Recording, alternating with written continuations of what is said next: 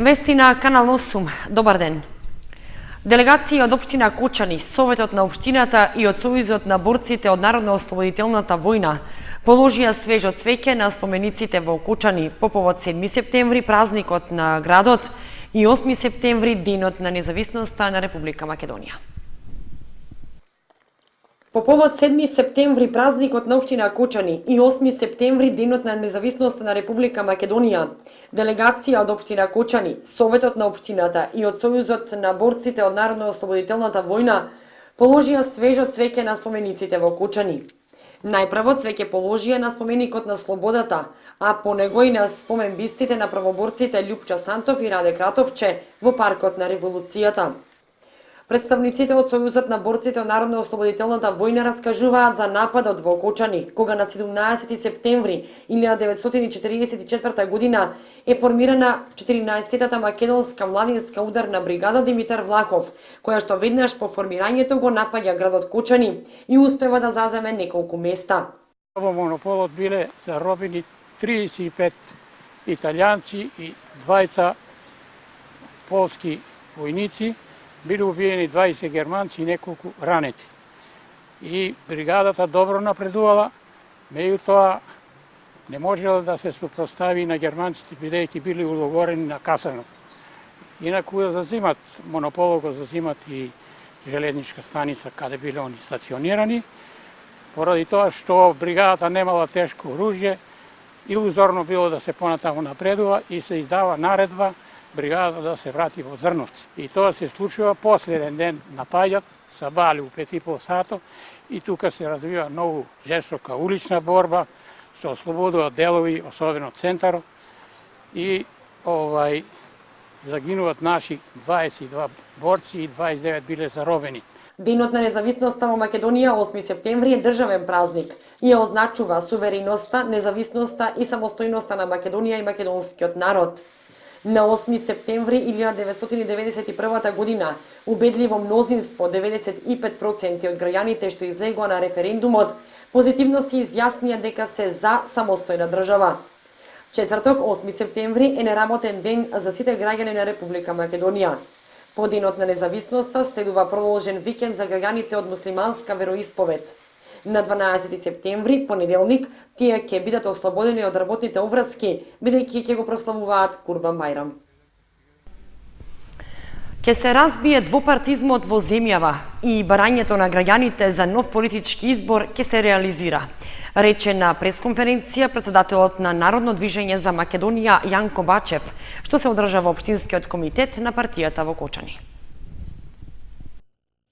Членовите на партијата Народно движење за Македонија во рамките на партиските активности остварија неколку средби во Кучани и населените места. Пред подолг период го започнаа процесот на разбивање на двопартизмот во Македонија, односно состојбата кога 25 години се менуваат само две партии на власт. Направените анкети покажале дека над 60% од граѓаните на Република Македонија се за нов политички избор, рече Јанко Бачев, председател на Народно движење за Македонија. Тие анкети ги дават тие резултати, бидејќи сите ние сведоци сме дека 25 години фактички Македонија нема политичари со државен капацитет, кои што ќе можат проблемите да си ги решават на домашен терен, со домашна памет, со домашно политичко единство и со сопствениот народ. Од тука ние сега силно го туркаме тој процес, бидејќи за нас се непријатно тие слики што ги гледаме како фактички веќе странците во Македонија се најбрутално се мешаат во домашните состојби, а нашите политички лидери кои што се во власта и најголемата опозициона партија тоа им го дозволуваат. Од тука ние сме длабоко убедени дека на следните избори народот нема да погреши, ќе го прифати новиот политички избор, а нашите активности како денеска во Кочани, така и во наредниот период ќе продолжат со едно засилено темпо. Со Кочанската канцеларија, партијата Народно движење за Македонија има 34 општински комитети. Народно движење за Македонија како партија нуди добра програма за развој на земјоделството, индустријата и стопанството, рече Ѓорги Тодоров, член на извршниот комитет на партијата. Основната цел во нашата политичка партија пред се и над се е граѓанинот, семејството него, стандардот, одгледување и воспитување на млада по здрава генерација, значи да нема како што имаме денеска другирање, ред други работи, значи вработувањето во Република Македонија можеме да го сведеме ние на европски стандард до 5%. На пресконференцијата зборуваше и некогашниот претседател на Работничката партија на Македонија Панче Жежовски. Како Народно движење за Македонија не е искомпрометирана, не е извербатана партија, која е чиста и со висок крената образ, можеме да се појавиме пред народните избори кои што сега ни следуваат, каде што никој нема право да ни префрли дека нешто сме взеле, дека нешто сме скриле, дека нешто сме манипулирале, така да можеме на секого во очи да му кажеме дека ти не работиш како се треба, од тоа без да почувствуваме страв дека некој ќе не обструира. Активностите на членовите на партијата продолжуваат со силен интензитет, а доколку ја добијат довербата на граѓаните на предстојните избори, согласно подготвената изборна програма од Народно движење за Македонија, ветуваат зголемување на платите за 50% и намалување на животните трошоци на семејството. Во сообраќајна несреќа што се случила во Виница, повредено е 10-годишно дете. До несреќата дошло кога автомобилот управуван од 31-годишниот ДМ удрил во момчето. Поради сериозноста на повредите, детето е пренесено во клиничкиот центар во Скопје. 10-годишно дете е повредено во сообраќајна незгода што се случило во понеделникот во Виница околу 13 часот на крстосницата од булеварот Маршал Тито со улиците Славчо Стоименски и Љупчо Сантов. Несреќата се случила кога патничко моторно возило Рено Меган, управувано од 31-годишниот ДМ од Виница, удрило во 10-годишното момче. Во незгодата со тешки телесни повреди се здобило детето на која му укажана лекарска помош во здравствениот дом во Кочани, но поради сериозноста на повредите, момчето е пренесено во клиничкиот центар во Скопје. Увид на местото на несреќата извршила екипа од полициската станица во Виница. Во изминатиот период зачестени се сообраќајните несреќи. Во понеделникот наутро во Штип била прегазена 58-годишна жена од село Соколарци. По незгодата жената е пренесена во јавната здравствена установа во Штип.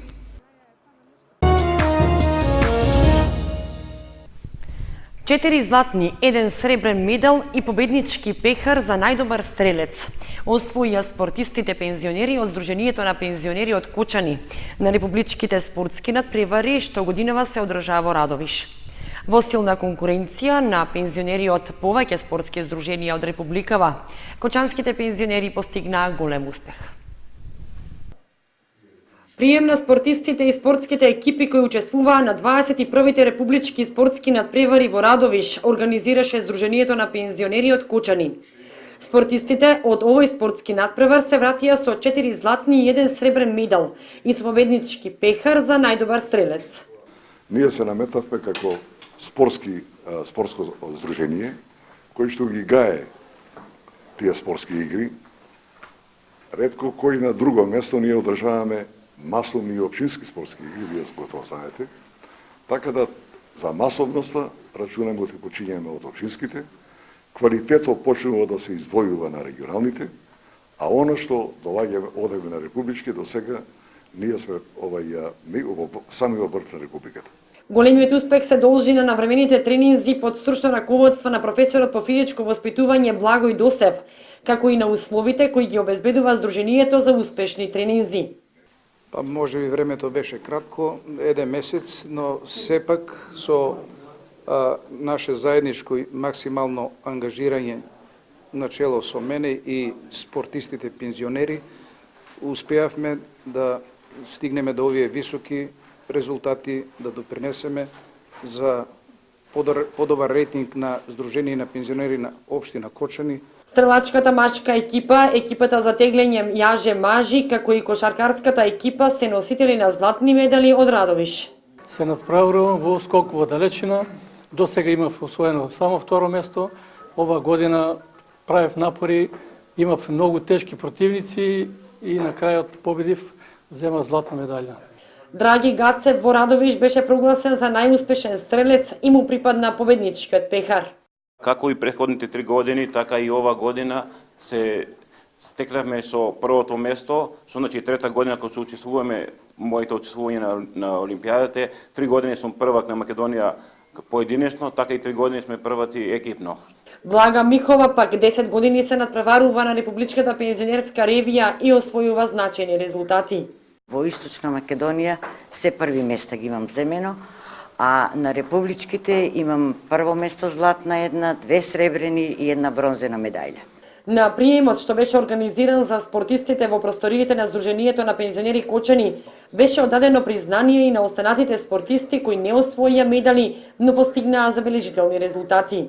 На средбата председателот на Сдруженијето на пензионери Кочани Ѓорги Серафимов ја изрази подготвеноста на Кочанската пензионерска организација да биде домаќин на наредните 22 спортски надпревари идната година, зашто постојат сите услови за добри домаќини и успешни организатори. Секоја година, почнувајќи од 1967-та, 8 септември се одбележува како Меѓународен ден на писменоста. И годинава, како и предходните, на овој ден меѓународната заедница се подсетува на статусот на писменоста и образованието на глобално ниво. Покрај Денот на независноста на Република Македонија, 8 септември се одбележува и како Светскиот ден на писменоста. Меѓународниот ден на писменоста е иницијатива на УНЕСКО прифатена во далечната 1967 година со цел секоја година на 8 септември да се потсети меѓународната заедница на статусот на писменоста и образованието на глобално ниво. Писменоста е еден од клучните елементи потребни за достигнување одржлив развој, бидејќи им овозможува на луѓето полесно да донесуваат вистински одлуки кои ќе доведат до економски и општествен развој. Што се однесува до употребата на стандардниот македонски јазик во јавните гласила, кај што е нужно да се употребува, има многу забелешки. Верувам дека нема да ми се налутат, туку ќе го сватат ова како добронамерна критика. Сите оние што не се потрудиле да го употребат македонскиот стандарден јазик или да го употребуваат, би рекла, постојано и секаде. Сушност, во јавните установи, особено на телевизиите, на радијата, задолжително треба да се зборува стандардниот јазик. Страшно е кога ќе чуете дека учениците понекогаш имаат забелешки дека некои, не сите нормално, некои од просветните работници не го применуваат стандардниот јазик и велат дека ништо не е страшно ако зборуваат на дијалект. Нашиот професор Блаже Конески велеше вака: стандардниот јазик ви е, деца, како костум за на театар. На театар не може да одите во пижами, туку треба да се дотерате. Додека мајчиниот дијалект е како пижами. Со мајка ви можете да си разговарате и по пижами.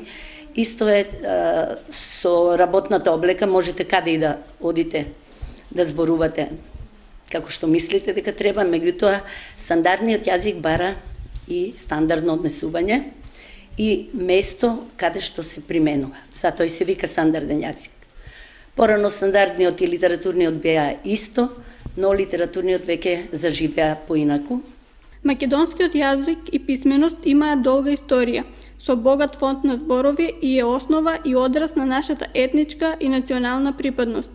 Во 2016 година излезе во печат новото издание на правописот на македонскиот јазик, за кое македонистите порачуваат дека е неопходно за секој писмен човек.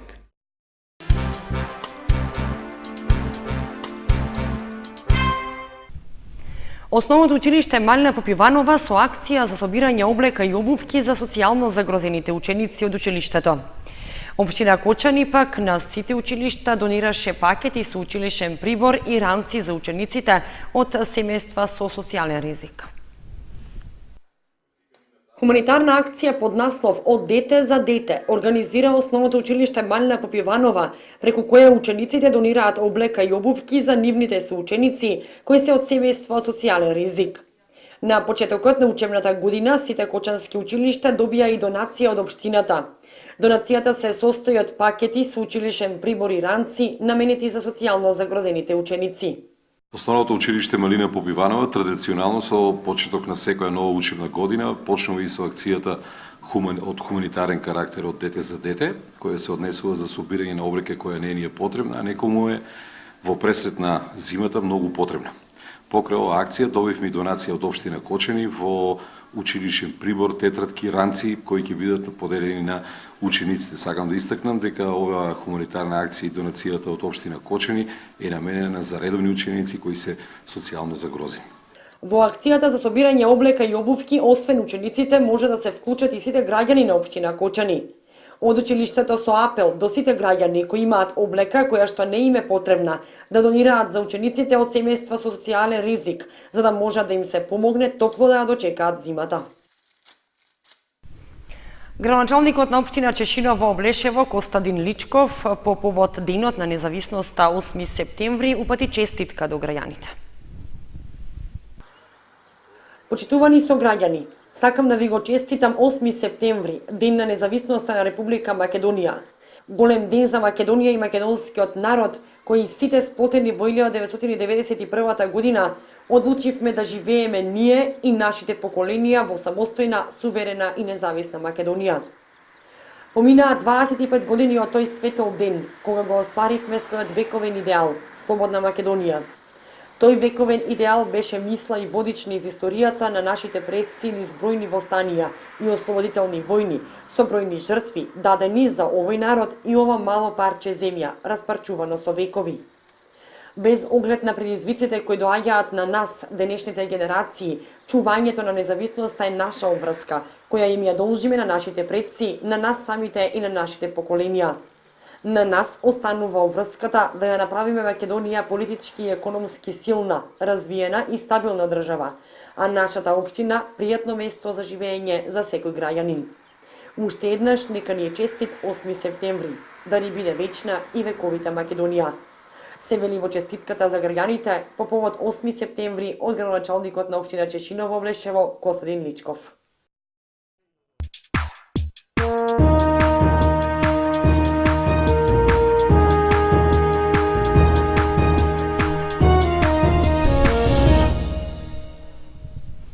Следува информацијата од спортот. В четврток започнува овогодинешното првенство на третата лига Исток. Екипата на Осогово ќе го започне првенството како домакин против екипата на Работник од Џумаилија. Надпреварот е закажан со почеток во 16 часот и 30 минути. На 8 септември, денот на независноста, започнуваат надпреварите во третата фудбалска лига Исток. Четврток на стадионот Никола Мантов во Кочани со почеток во 16 часот и 30 минути започнува надпреварот помеѓу Осогово и екипата на Работник. По релативно успешниот подготвителен период, тимот на Осогово, засилен со 8 нови играчи, како домакин ќе го започне првенството. Сепак во првото коло нема да настапи стандардниот правотимец Ефтим Аксентиев поради петиот жолт картон што го заработи во последното коло од минатогодишното првенство. Посебен белег на овогодинешното надпреварување е борбата за пласман на првите 3 позиции, кои обезбедуваат пласман во втората фудбалска лига Исток. Иако беше најавено првенство со 16 екипи, поради неплатената котизација, екипата на Баби е дисквалификувана од надпреварувањето, па во сезоната ќе се надпреваруваат 15 екипи. Ќе се играат по 7 надпревари, а противниците на тимот на Баби од извлекувањето на двојките ќе бидат слободни во секое коло. На останатите надпревари се среќаваат Слога 1934 година Китго Пехчево, Каменица Саса Василево, Брегалница Гола ќе гостува на Беласица, Рудар Плачковица, Тиверија против Овчеполе и Малеш со екипата на Бирли Конче. Во првото коло слободен е тимот на Напредок Здравје.